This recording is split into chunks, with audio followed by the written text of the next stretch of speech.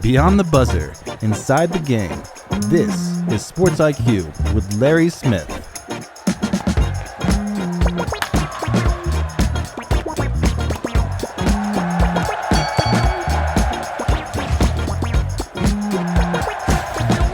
Monday, September 22nd. Glad you're here with us on the Sports IQ. Hopefully you had a good weekend. We did. Good stuff, man. Lots of football, of course.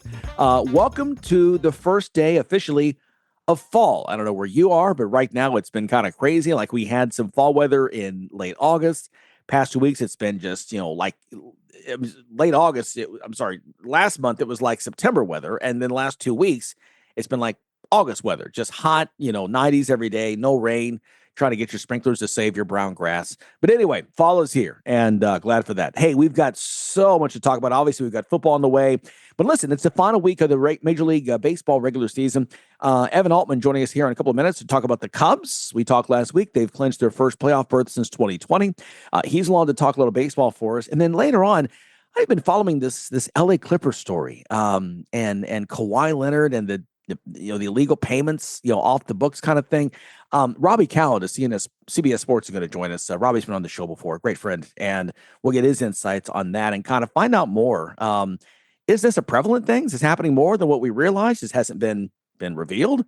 We'll ask him that question much more. So lots happening. WNBA as well. Crazy stuff over the weekend. Let's start, though, with some quick headlines for you. Third Sunday of the NFL season was quite the show. Starting in the Meadowlands, the Chiefs have now gone 20 regular season games without scoring 30 or more points. The only team in the NFL not to hit that mark in that stretch. That's the bad news, but Chiefs fans, the good news is your 22 points was enough to beat the Giants on Sunday, 22-9. The Giants give up over 420 yards of offense to both the Commanders and the Cowboys. The Chiefs broke the 300-yard mark, but just barely. The Chiefs' offense has issues, but they still get the win. They're first in the season. In Cleveland, the Packers looking good through 3 quarters of action, holding a 10-0 lead, making Joe Flacco look like an over 40 QB. But the fourth quarter belonged to the Browns. They used a Jordan Love interception and a blocked field goal to help score 13 points in the fourth quarter to get their first win of the season, 13-10. Don't look now, but Indianapolis might be for real. The Colts, despite having to punt for the first time this season, made quick work of Tennessee. Jonathan Taylor ran for 102 yards and 3 touchdowns. The Colts never trailed in this one, beating the hapless Titans 41-20. It's the Colts' best start to the season since 2009, when Peyton Manning was at the helm, and they went all the way to the AFC title game. More NFL in a bit later, but the diamond action also heating up. Don't look now, Tigers, but your team is competing with the 1969 Cubs for the biggest choke job in MLB history. The Tigers lost Sunday to Atlanta 6-2. The Braves won their 8th straight game. Meanwhile, Detroit has lost all 6 games on their final homestand of the season, have dropped 9 of 10 overall. Thanks to Cleveland losing to Minnesota by a 6-2 count, the Tigers hold on to their slim 1-game lead in the AL Central. Remember, just weeks ago, they were up 11.5 games. It's down to 1 in the AL Central with a week to go. Meanwhile, in the AL West, Seattle finishing off a weekend sweep of the second-place Astros with a 7-3 win in Houston. J.P. Crawford hit a grand slam. Cal Raleigh hit his major league leading 58th home run to lead the offense for Seattle. The Mariners have won 4 straight and 14 of 15. They have a 3-game lead over Houston, which finds itself fighting for its playoff life as they're now tied with Cleveland for the final wildcard spot in the AL. In the East, the National League East, in the East for American League East, both the Toronto and New York winning on Sunday. The Jays hold on to their 2-game lead over the Yankees. Now to the National League. The best race remaining is the wild card race. The Reds over the Cubs, 1-0. That's the Reds' 4th 1-0 win this season. Cincinnati also has won a season best 5 in a row and 6 out of the last 7 to move into a tie with the Mets for that final NL wildcard spot. The Mets lost Sunday to the Nationals 3-2. New York has now dropped 11 of 15, now 35 and 52 since mid-June. And in case you're wondering, the Reds hold the tiebreaker with New York in the event that they end the season with identical records.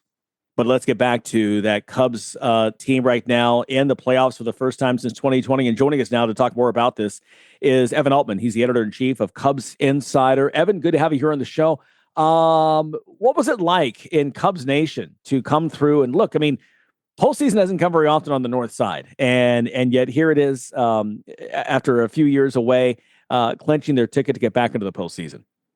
Yeah, I mean, I think it's been kind of an odd season overall, kind of up and down. The team started out so hot, expectations of winning the division and just cruising into the playoffs. That kind of fell by the wayside. And as much as I don't think too many Cubs fans want to give credit to the Brewers. The Brewers just ran away with it, and then it became, okay, can the Cubs just hang on for a postseason spot? And the play has been a little bit better. Certainly, I think we've seen more from the pitching than what we had expected after this team got out to such a tremendous start offensively.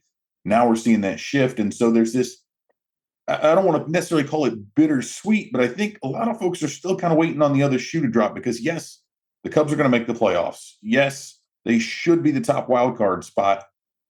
But then they get swept 4 games in Cincinnati, 2 of which they were shut out.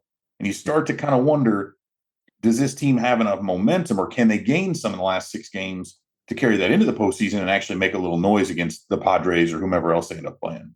Yeah, no, that's a great point. Was it the Cubs midseason not playing as well, or just Minnesota was just fiery hot, where they went to that about that 6-week stretch that they were almost unstoppable, and it felt like that's kind of where they lost things. And the series against Milwaukee too, and when they lost the first 2 and kind of fell back, and it never really quite got close after that in the standings. Yeah, and that was, it's the frustration both ways, right? Because the Cubs did have that stretch, especially, Milwaukee started to get really hot even before. They had a couple of double-digit winning streaks, and I think the issue with it just gets compounded, so you look at it and say, gosh, the Cubs could have won how many more games, and they still would be in second place. It's just a closer race, right? So at that point, I think the focus just shifts. And we've seen it before. We've seen this Cubs team in the past kind of have to battle back, or even if it's not the Cubs, it's always more difficult to really climb that hill. And I don't want to say that they backed off and didn't try to catch the Brewers, but I think there's a point at which you have to understand, all right, we need to rest some of these starters. We need to rest some of these outfielders. It's not about winning every single game. It's about having the team right. And with the postseason being how it is now, right, we've got additional wild card spots. We've seen multiple times where that wild card team makes a deep run, gets to the World Series. The Braves were barely above 500 at the break when they won the World Series. The Nationals were awful before going on a big run and making it there when they won their World Series. And so the Cubs are in a similar position, I think. Now it's just a matter of, can they get hot? And that's where, we talked about the hitting. I mentioned the pitching being good, but that's something I think we're going to have to see over these next 2 series is how do they set up that rotation? Who's going to be going? Because right now you can't really point to 3 guys that I think you say super confidently are postseason starters, guys who you trust to go out there and shut the opponent down for 6 or 7 innings. Yeah, and you've got 2 teams. One is still in the fight for the wild card, the Mets at home, and then you finish off with the Cardinals. It's always a great series, no matter where they are in the standings with those 2 rivals. You mentioned the series this weekend in Cincinnati and losing 4 straight. Like you mentioned, not just getting shut out in 2 games, but losing 1-0 in both of those games. I mean, providing, getting fantastic pitching, but can't get any offense going. How concerned are you that one, they can, like you said, find some consistency there? And then at the same time, how much do you rest these guys here in these next 6 games getting ready for the postseason? Yeah, I mean, I think that's been the biggest concern of the entire second half is the consistency of the offense. When they're right, they look great, but there are times when they disappear completely, and you could look at part of that being Kyle Tucker being on the IL, so on and so forth, but that doesn't account for scoring no runs at all, not being able to put anything together. Now, I will say again, and I think one of the areas we've seen the Reds make a surge, by winning those 4 games, the Reds moved into a tie with the Mets and hold a tiebreaker.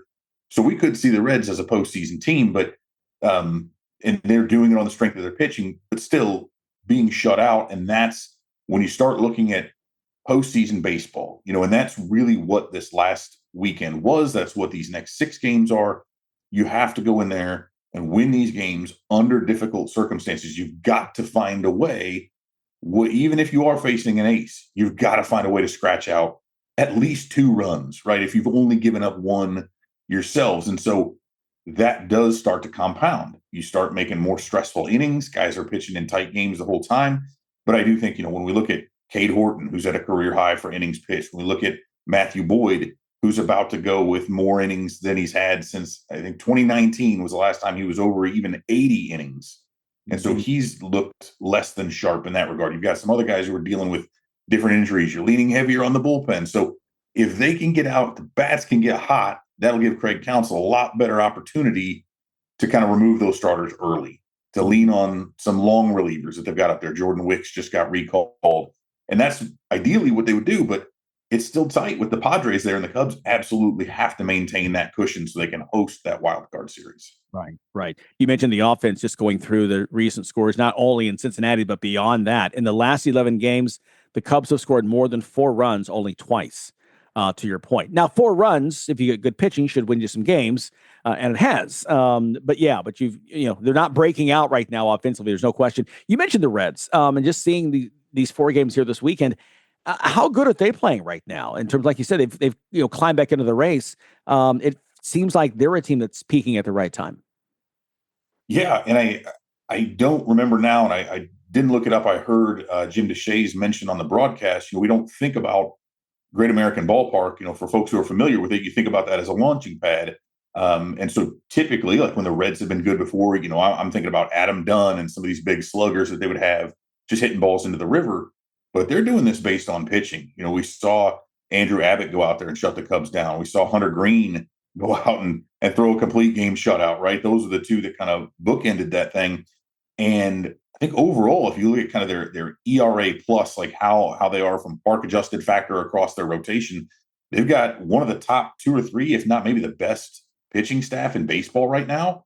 Again, some peripheral measures you kind of have to pull in there, but those are the things when we talk about postseason baseball and you talk about a team. We saw them against the Cubs hit a bunch of home runs too. And that is the most simplified formula you can come up with to win in the postseason is get good starting pitching and hit more home runs than your opponents. And the Reds are very dangerous right now because that's how they won against the Cubs. Yeah, no question about that. Talking with Evan Altman, once again, he's the editor-in-chief of Cubs Insider, getting ready here for the playoffs.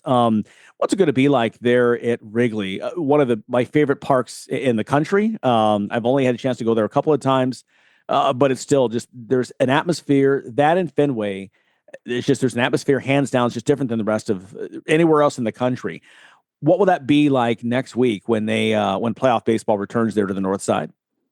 It's definitely going to be electric, right? The last time they hosted a postseason game was in 2020, and as you probably recall, there were no fans in the stands. You could only be at that time until the World Series, because I think they had played it. They went neutral site, right, and played the World Series in Dallas, because fans were allowed there. But up until that point, the only way you could watch any postseason baseball live was on the rooftops at Wrigley. And so I was up there for the game. They got swept in 2 games by the Marlins, and if you want to talk about depressing, it's watching a team that can't get anything going. That's similar to what we're talking about now, from a rooftop with no fans. It's a very bizarre, kind of a surreal experience. So I think being able to experience postseason baseball again for the first time in 5 years, having a team that can be exciting when it is playing well, that place is going to be rocking. I think then it's just a matter of what the Cubs are able to do. That game 1 is really going to speak volumes to, I think, what they're capable of doing, because again, in a 3-game set like that first game is more important than ever. Yeah, no question about that. What's the team that scares you the most? Is it the Brewers, the team to beat in the National League? The way I look at it, so I've always kind of said this personally from a competitive standpoint, is that I hate to lose more than I love to win. And so in that regard, then it's the little brother up north in the Brewers. And I know that sounds funny because obviously they've been the superior team for a while now, but just in terms of being the smaller market and so forth. And so when I look at it, I say, who would I least hate to lose to? And the Brewers are the last one on that list. So if I'm the Cubs, like the last thing you want to do is get beat by that divisional opponent. So I think, yeah, they do scare me in that regard. However, we've seen they just had to place Brandon Woodruff, who's their ace pitcher, on the IL with a lat strain. And, I kind of look at their previous experiences in the postseason, which haven't been very successful, right? We're talking about a team that's never won the World Series. I look at them as losing a little bit of steam. So I still think that 3-game set, assuming it's against the Padres, again, another very strong team with some really good pitching that can really get after it. And with the way the Cubs are playing, I just look at that first one as being such a short set that honestly, whoever they play first is who scares me the most. Yeah, no question about that.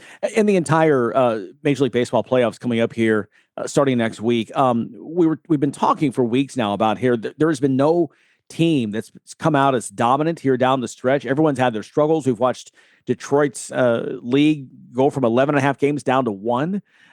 They were the team to beat, it felt a couple of months ago, but maybe now not so much. Is there a favorite right now going into the playoffs in your mind overall? As much as I dislike saying this because of all the success they've had and how much money they're paying for people, I still look at the Dodgers when you look at this team that's got multiple MVPs on it. When you have Ohtani being able to pitch again with again, they've got the power, they've got the experience, because it just at any level, right? There's so much to be said for having that experience, for being able to go into a place. And so the Dodgers are a team that they knew they were supposed to be here. They expected this the entire time. They've got the experience of having won it all before and been in the postseason across multiple teams, right? Not only with the Dodgers, but a lot of these guys have had success with other teams as well, whether we're talking about Freddie Freeman, Mookie Betts, and so forth. And you've got kind of the Clayton Kershaw retirement, and that drives a little bit of emotional. So, I look at the Dodgers and I just think, obviously some teams have been able to beat up on them a little bit during the regular season, but they just feel like one of those that goes about their business and doesn't really worry about how we get seated and who we're playing. But once the bright lights turn on, that's the team that I think is going to be favored. Yeah, you mentioned the Kershaw thing. That's what I was thinking. It's almost like they've set up the storybook ending, right, for Kershaw to come on if they reach the World Series, et cetera. And it's, you run off like a Kirk Gibson kind of thing, and the Swan song there. Hey, Evan, great to talk with you. We're excited for the Cubs getting into the playoffs. Can't wait to see what they do. Hopefully, again, like I said, find some offense here. Find a way to generate some things here in these final few games, and then do it again in the playoffs. Like you said, once you're in, the way these things are set up, if you can host that game one and get a win in game one, everything changes from there. Absolutely. That's what it's all about. And so hopefully, we see some solid performance here down the stretch, see them gain a little bit of momentum, and just once you get in, anything can happen. So just kind of keep your fingers crossed if you're a Cubs fan. And if you happen to be a Brewers fan out there, I'm sorry, but maybe this is your year. Who knows? But deep down, no, it's not. Yeah, no, ideally not. Right. Evan, thanks so much. Evan Altman, once again, he's editor-in-chief of Cubs Insider. We appreciate it. Cubbies in the playoffs for the first time since 2020. This time, though, actually with fans at Wrigley Field. Evan, we appreciate your time. We've got more Sports IQ coming up next.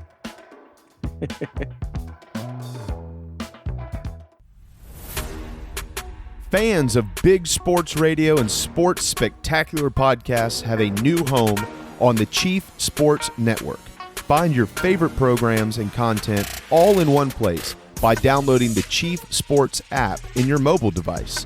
Created in South Carolina, the Chief Sports Network is the home of an expanding network of live and podcast format programming.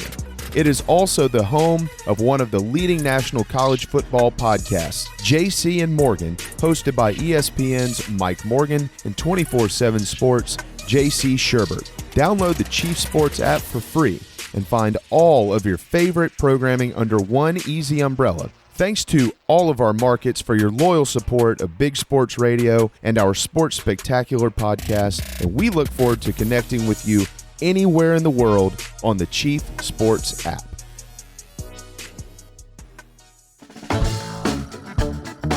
You're listening to Sports IQ with Larry Smith. Okay, let's continue now with the WNBA. The semifinals are underway, and someone forgot to tell Indiana that they are major underdogs to Las Vegas. Aces star A'ja Wilson, earlier in the day, named the league's MVP for a record fourth time in her career. You may recall it was really back in mid-August. I first talked about on the WNBA on Ion's show, if A'ja was now the front runner. Nafisa Collier, at the time, had missed 7 games with that ankle injury. I think she ended up missing 9 games with that.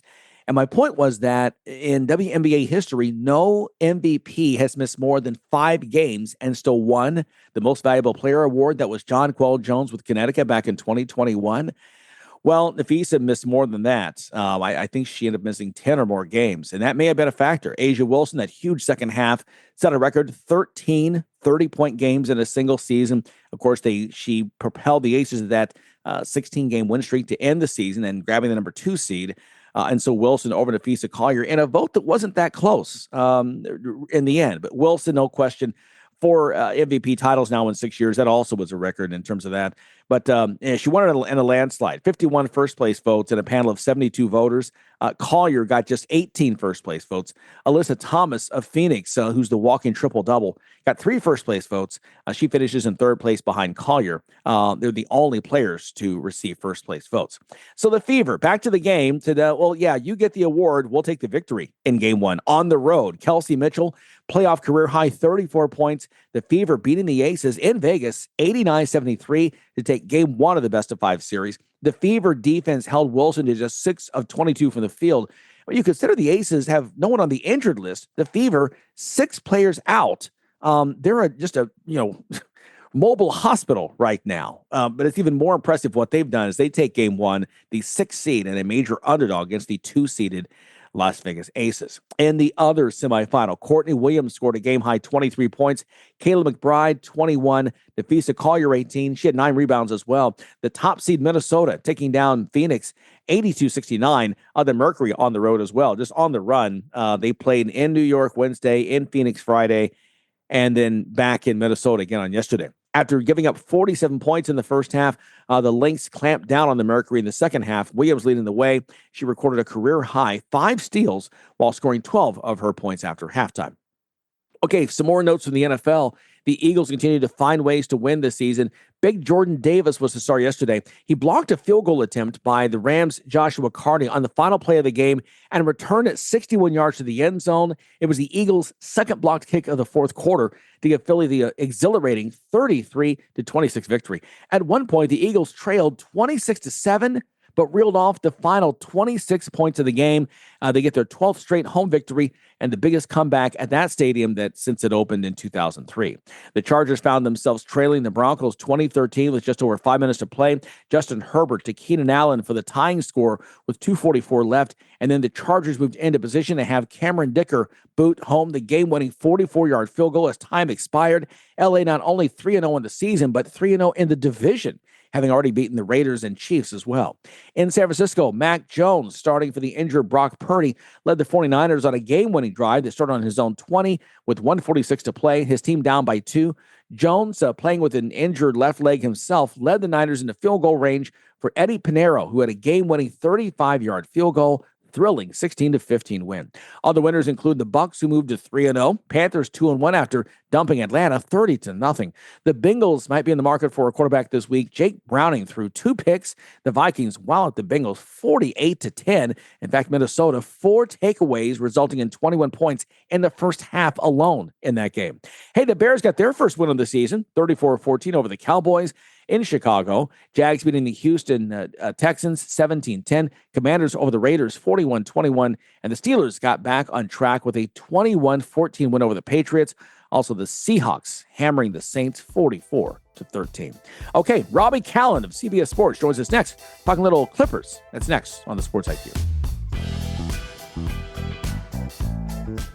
Are you tired of your website making your business look bad? Is your current web developer dropping the ball? Let's face it, if your website isn't making you money, it's broken. Let Neon Rain create a website that turns your visitors into customers. Neon Rain has worked with hundreds of businesses across North America, building custom websites and applications with modern designs that are easy to update and work well on mobile devices. They can do it for you too. What sets Neon Rain apart? They actually deliver on their promises. Call today for a free consultation. 303-957-3092. That's Neon Rain at 303-957-3092. Or visit them at neonrain.com. Do you know someone with a drug or alcohol problem? Get help right now. Insurance may cover everything. Stop the drug and alcohol nightmare. Are drug and alcohol problems hitting you too close to home? Get help right now. Insurance may cover everything. 877-927-3380.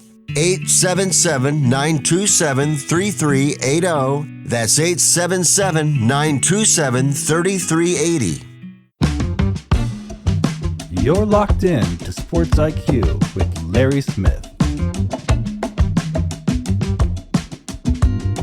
Welcome back here. That's right. The Sports IQ continues, and producer Tony has our next guest. Well, Larry, thanks so much. And, it's been an odd time of the year. Football is going gangbusters. Baseball's coming down to the end. And then you've got NBA, which is supposed to be in a quiet time, but there's one story really hanging out there that may upset the apple cart for a number of different things. It's what's happening with the Clippers and Kawhi Leonard. Robby Kalland from CBS Sports.com has been following the story and checking into some things. He joins us today to kind of discuss this. Robby, this seems to be almost like surreal what they're all talking about is going on with the Clippers. Yeah, it is. It's definitely bizarre. It's one of those things that, I think people have always kind of speculated there's things going on behind the scenes. You always wonder when guys take a discount or when guys go somewhere that seems a little off board, if there's something going on. I think fans have always kind of wondered things about that. Teams always wonder things about that. But, there's also kind of, I think what we're finding here and with every report that comes out about how the Clippers did this, what makes it so jarring is one, the amount of money that it is. I mean, to be funneling $28 million and then another $20 million in stock options reportedly are what the two contracts were. To have that much money going to a guy and to go through it in the way they did with what seems to be such a brazen deal in terms of a no-show contract as Pablo Torre has exhaustively gone through. And where there's just nothing, we see, you can find pretty much every star on every team has a deal with the jersey sponsor.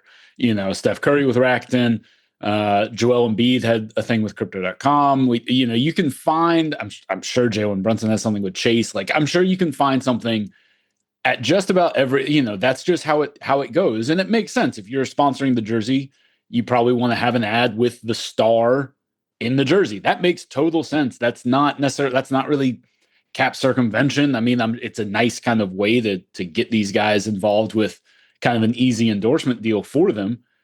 But, that's kind of par for the course. And if Kawhi was doing, some stuff with aspiration and had put out some Instagram clips and had been in an ad, I don't think anybody would be talking about this.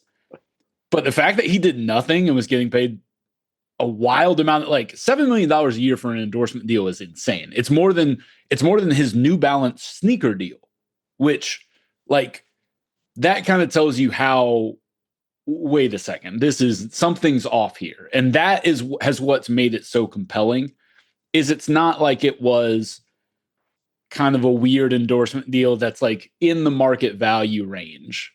It's so much money for absolutely nothing that you can, there is absolutely nothing he's done. It raises so many eyebrows. And then obviously the Ballmer ties to the company and all the money he keeps funneling in. And it is fascinating. It is genuinely one of the most fascinating September storylines I can ever remember in the NBA. And I've been doing it for a decade. And aside from a very late trade, in terms of off the court, this is about as wild as it gets since, I don't know, the last time the Clippers owner got forced out. Yeah, I mean, it's something about that franchise. I don't know what it is. We had the issues with Donald Sterling way back when, and his issues with the Clippers, and now Ballmer, who kind of righted the ship. And the Clippers, yeah, they've been a playoff franchise before they were just like the downtrodden. Yeah. Who's got the number one pick? Well, it's probably the Clippers. We'll check on it later, but it's probably going to be the Clippers. They're past all that stage, but now you see this kind of thing working on. It kind of makes me wonder, like, are there other NBA teams doing something similar to this to circumvent the cap? Because, the cap's the biggest hindrance sometimes to getting the players you want on your team.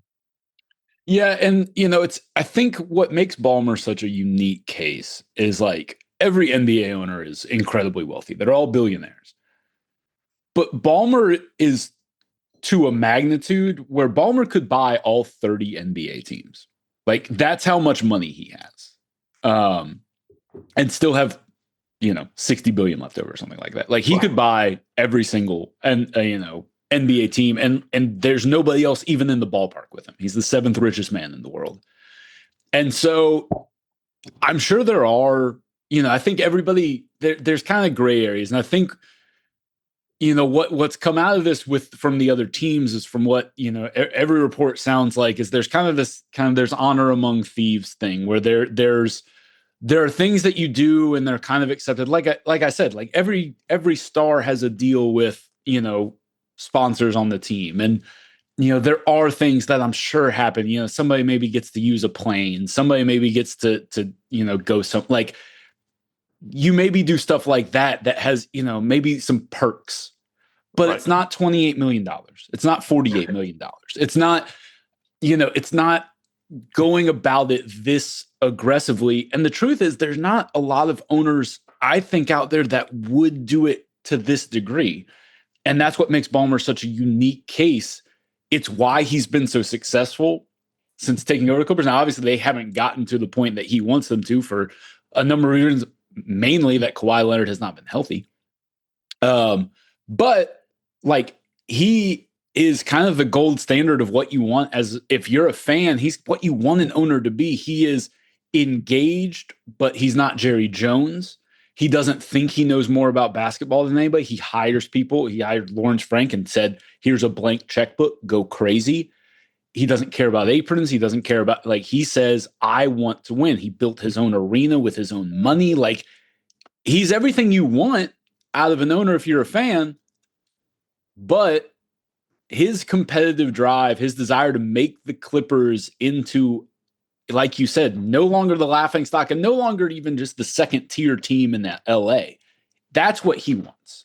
That's the thing here, I think, that is the through line in all of this is Ballmer has always hated the fact that his team plays second fiddle to the Lakers. Right. Yep. It's why he moved them out of Staples. Why he built it's why he spent billions on his own arena. He didn't want to wait for public funding. He knows that takes multiple years of dealing with the city. He didn't want to deal with that. He's like, forget that. I'm going to pay for it. We need to be out of Staples. We need to be in our own place. We need it to be better than Staples. We need it to be like, I want this to be the best arena in the world because I need to change the perception of this franchise. And I think that's what this whole saga is. Now we have to wait to find out what everything is, but nothing adds up to a man who is very clearly good at investing, a man who does not pick losers very often when it comes to investing. The latest details from Pablo about him sinking another $10 million in at double the share price when the company was already in default, that nothing adds up to what a smart investment somebody with a smart investment portfolio would ever consider doing. So a lot of questions. It remains to be seen what the NBA can prove happened. That remains the question. I think there will be a punishment of some sort. Obviously, this is going to take a long investigation. I think there's already a report out there. It's going to last until after All-Star because All-Star's at Intuit Dome because the Clippers are hosting All-Star and the league. I think that, look, the Sarver investigation took 10 months. So it's not a surprise that they expect it to take past All-Star, but the league doesn't want that hanging, but it's going to be a question. It's going to continue to be questions at All-Star, whether it's done or not. So, but yeah, I think there's going to be something, but it depends on how severe they feel they can justify being. Cause I think every owner in the league knows a fine doesn't matter. This guy just threw hundreds of millions of dollars into this company that was dying. He doesn't care about that. You can fine him $10 million and he's not going to care. So what is the appropriate punishment? I think that's the thing that's going to be the most fascinating out of all of this. How do you punish a guy whose wallets are deep enough you can't hurt? That's the thing that interests me. It's where does the NBA go with this kind of punishment? Is it draft choices that they take away? They don't have any. Well, that's just it. They've traded all those away, so you can't do that until 2030 or 2031. Right. He won't care if they win a title before then. He'd be like, "That was worth it. I got punished with draft choices, which I'm not. I may sell the team before then, but I got my title. So I don't know how the league goes about this. Where can they? Money isn't going to work. He doesn't have any draft picks. I'm not sure what's going to happen. It is easily, to me, the most under-discussed and most fascinating part of all this. Like, I think it's because we're all like, more information keeps coming in, and the scandal is so wild, and like every detail about who put more money in and when it came out and all that. But easily the thing that I am most fascinated by is, what does the NBA do? Because can you prove it to the point where you void the Kawhi contract? Does that even hurt the Clippers at this point if you void the Kawhi contract? Is Probably that actually not. a pun? Like he's still an excellent player, but they're paying him an awful lot of money. I legit don't know what you do. I think Ballmer, I will say, a suspension and not being able to be at games and not being able to watch his beloved team will hurt him more than most owners. I would say that. I think when the Joe Smith thing happened, Glenn Taylor was suspended for a year. I don't think Glenn Taylor was hurt to not be courtside at Timberwolves games. I think Steve Ballmer would genuinely be hurt. Honestly, that might be what they should consider, is like not just a year suspension, ease off the fines, ease off what you do to the team, 5-year suspension. Yep. Like, do you go something as aggressive as that where you can't be around your team? And if you do win a title, you won't be on stage. Right. Like, maybe that's what it is. You take a pick in 2032 or something, and it's like, you're not allowed to be around the team. I think that would hurt him more than anything else. I joked that they should make the wall at Clippers games, they have to cheer for the other team for a year or something like that. Like, I think those are the things that would hurt Steve Ballmer more than money or a Kawhi Leonard contract being voided. I don't see how any of that bothers him. Yeah. I don't see how any of that impacts him to the degree that he clearly is invested in the Clippers to a incredible degree emotionally, not just financially.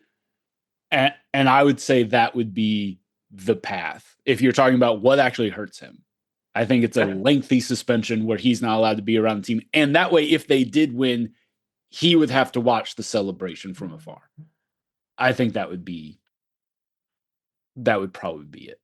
Yeah, I think that would, I believe that would probably be the thing that would hurt him the most. I wonder if the league will try to speed along the process and maybe just like, look, let's see if we can't come to an agreement before all the evidence comes out. Can we just, because I don't, with their new TV partnerships starting up this year, do they really want something like this hanging over as, these new partners come back on for NBC, come back on into the folder? They want to concentrate on basketball. Well, I mean, like, I think they'd love to concentrate on basketball, but I think the biggest thing here is the other owners, what the other owners want. It's not Adam Silver is, as I think sometimes gets forgotten. He doesn't work for the league. He works for the owners. And so there are 29 other owners that view this as the cardinal sin. This is the thing you cannot do. And the reason you can't do it is we have the CBA because we want the competitive balance. Ballmer's talked about in the past that, there are clips of Ballmer talking about how he's had to adjust to the fact that, like, you are partners with your competitors when you are an NBA owner, because you're all in this together to make the league, make a bunch of money in the league. You're competing with each other, but it's all for the betterment of the league is the ultimate goal. He comes from, that's not how you build Microsoft into the, biggest computer company. That's not what you do when you're building competitive companies. You're not trying to be like, hey, let's bring Apple along with us. Like, Microsoft was never like, hey, let's make sure. No. And so I think he struggles with that a little bit, coming from where he comes from and how much money he's made and all that.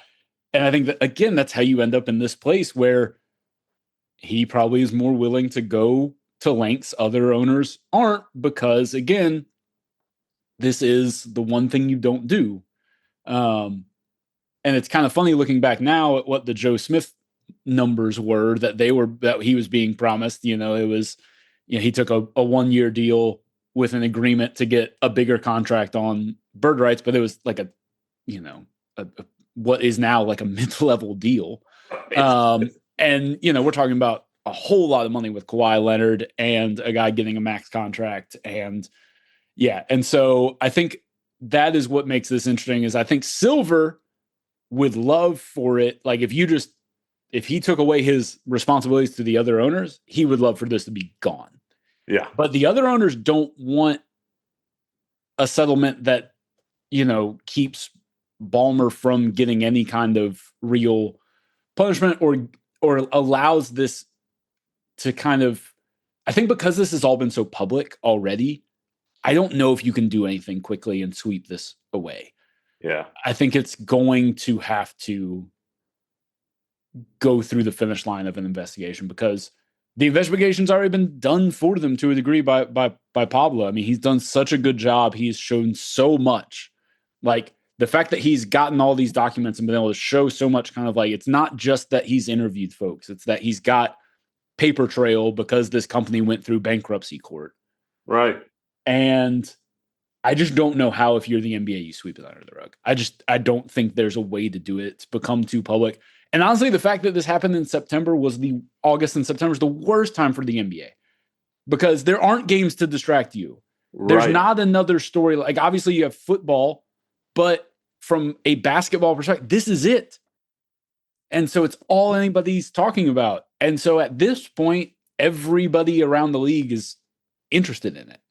And so, I think it's even bigger than a lot of the scandals we've had with other owners, the Sarver stuff and all that, investigations into workplace things, that sort of stuff I don't think those grab every fan around the league the same way that this does, because this is directly impacting basketball and what you see on the court. Well, we're gonna keep an eye out on this one. This is going to be an interesting story as it continues to unfold here over the next 3 or 4 months, and where it shapes out in the NBA. Robby Kalland, CBSSports.com. Thank you so much for spending some time with us and kind of explaining what is happening there with the league and the Clippers. Really appreciate it. Absolutely, thanks, Tony. We will be right back with the Sports IQ, and we're going to talk a little bit of college football from this past weekend. We'll be right back. Everything is expensive right now. Gas, food, you name it. You're spending more, you are making the same or less money. So, what do? You rack up credit card debt. That's what you do. It's not your fault. It's the economy. And guess what? If you rack up too much credit card debt like some of us, you can't pay your bills. Then the credit card companies, as nice as they are, start hounding you for money. Then you start your downward spiral. A smart thing for you to do is to call the Zero Debt. They can help you consolidate all your credit card bills into one affordable payment. Millions of people have done it. It works to make you debt-free. Make this free call right now. It costs you nothing to learn more. 800-507-7293. 800-507-7293. 800-507-7293. That's 800-507-7293.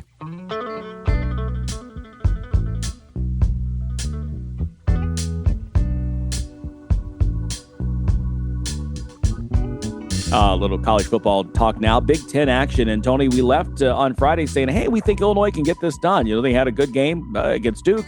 Indiana hasn't played anybody. Guess what? Indiana didn't have to play anybody. That was as thorough a whipping as I've seen in college football, of a whipping of a top 10 team, probably since the 2007 BCS game when Florida upset Ohio State. Ohio State could do nothing in that game. And Illinois the same way. They could get nothing going, and their defense was just Swiss cheese. Yeah, I think they ran out of gas early on that defense, chasing those Hoosiers all over the field. It was a stunning performance by Indiana. I mean, it makes me wonder about some of the things I was looking at when I picked them for like 18th. This is obviously a top 10 team. This is a team that really is going to make some noise in the Big Ten, if not on the national stage. The schedule, again, works out to their favor. Yeah, they're going to play a couple of the big boys left yet, but if they can compete the way they competed Saturday night against some of those bigger teams, they'll be okay. And 11-1, 10-2 in the Big Ten is going to get you serious consideration to get into the college football playoff. Yeah. Now the road becomes a little harder for Illinois because they can't afford too many more stumbles here to still be considered for that playoff, especially the way they lost that game. Yeah. It's one thing you lose 28-27 on a last-second field goal, and it was nip and tuck the whole way, and it was evenly played. You didn't compete, especially in the second half. Yeah. Worst loss for Illinois in the Brett Bielema era, 63-10. Biggest win for Indiana ever over another ranked team when they beat 20th ranked Minnesota back in 1945, I believe it is. And I'm with you. Big test coming up here on October 11th here in a couple of weeks when Indiana goes out to play Oregon. That's a major test. They have to go at Penn State as well. But right now you got to consider that Indiana is kind of that fourth team again behind the Big Three in the Big Ten. Michigan's right there. For Illinois, they do get Ohio State coming in that same weekend on October 11th. And so if you can find a way to knock out the Buckeyes, if you can right the ship, you can kind of make some of that a little bit. But now you almost have, if you want any consideration for the playoff, and I don't know right now that word's even talked about anywhere in Champaign, you almost have to beat Ohio State. I think if you go 10-2 with losses to Indiana and Ohio State, I don't know that you get in, even though you've got the win over a ranked USC team if you beat them on Saturday. Yeah, I mean, I agree with you. I think they have to upset one of the big boys. Now, you could afford to, lose that Ohio State game, maybe one other one, as long as you compete hard and they're close, and be 10-2 and make the playoff.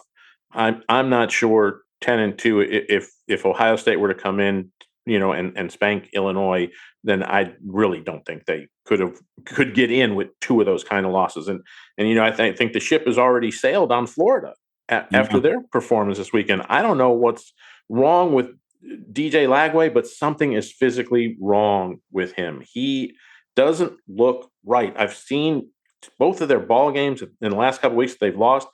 Something is not right. I don't know if he's playing through an injury or something else is happening, but there's something wrong there. Yeah, it's I saw 1-3 first time since the 80s, I think, since before Spurrier. Yeah. I mean, and you were on the hot seat already. If you're Billy Napier, he's really on the hot seat now because the schedule doesn't get any easier. This is a team, that came in looking like they'd be in the top 15 if they did what they could do at the end of last year. Now you're looking at a team that's going to be lucky if they can go 6-6. Yeah. Road losses in back-to-back weeks at number 3 LSU, at number 4 Miami, and then this week you get Texas at home, number 10 team in the country. Many believe will be a contender in the SEC when it's all said and done. At number 9 Texas A&M, and still, oh, by the way, later you still have the no longer going to call it the cocktail party, but the neutral site event in Jacksonville against Georgia, the big rivalry game, and still more ranked teams coming up later on. It's pretty scary that they're 1-3. But I tell you what, I think it's fun to watch. Great to see Notre Dame break through and get a win. Yeah, they should have dominated Purdue. But you get that victory and kind of get some of the critics off your back. Yeah, a little bit, although the critic here in me says Chris Ash is not the man. There's a reason he was let go at Ohio State, Wisconsin, and Texas as a defensive coordinator. And, that was a top 10 defense they had last year. Yes, they lost some pieces, but they brought back some really good pieces. And they're having struggles right now stopping anybody. And that bothers me. Yeah. One other team of note, we mentioned the big matchup in Salt Lake City, Texas Tech over Utah, and they climb up to, I think, number 12 in the AP. They're a team that now maybe for real in the Big 12. Absolutely. I mean, that offense looked really good. The defense showed out against Utah on Saturday. They had the big stage. They had that big noon battle. They came, played hard, won. Look, Texas Tech is a team that's going to have to be reckoned with in that Big 12. It shows you in the portal era, if you're willing to spend some money, you can get some things done. Absolutely. So Red Raiders up to number 12, up 5 in the AP poll. Indiana up 8 to number 11. One stat from that game, by the way, in Bloomington, outgained Illinois on the ground, 312-2. Oof. That's insane. Okay. Ouch. That's a moment of awe, but our real moment of awe is next. How would you like to get high-speed internet for your home for less than $2 a day? That's right. For about $50 a month, you'll get lightning fast internet. Are you paying less than $50 a month right now for your internet? Then call Whole Home Connect right now for blazing fast internet at $50 a month with no price increases, no hidden fees, no contracts, no upfront costs, no equipment fees. It's a great deal. And guess what? You can try it for 15 days. If you don't like it, you get your money back. But you're gonna love it, and you're gonna love the price. Internet for your home for $50 a month. That's less than $2 a day. Plus, no contracts, no upfront costs, no equipment fees, and our 15-day guarantee. Call now. 800-215-0341. 800-215-0341. 800-215-0341. That's 800-215-0341. Okay, time now for a moment of awe, and it goes out to Anna Hall. This weekend in Tokyo, she became the first American to win the heptathlon since the great Jackie Joyner-Kersee did it back in 1993. The 24-year-old won the 7-part event wire to wire for her first world title. And just so impressive. Anna Hall getting it done. I tell you what, her, Sydney McLaughlin-Levrone, what she has done, U.S. women's track and field right now is in great hands with the performances we're seeing and getting ready for the next Olympics coming up here in a few years in L.A. in 2028. Anna Hall gets our moment of awe. Thanks again to our guests as well, Robby Kalland. We appreciate his comments. Also, Evan Altman, his insights on the Cubs. We appreciate you as well. Monday is done. Let's make it a great one. We'll do it again tomorrow on the Sports IQ. Thanks for listening to Sports IQ with Larry Smith, Monday through Friday. Continue the conversation at Sports IQ LS. We'll see you next time.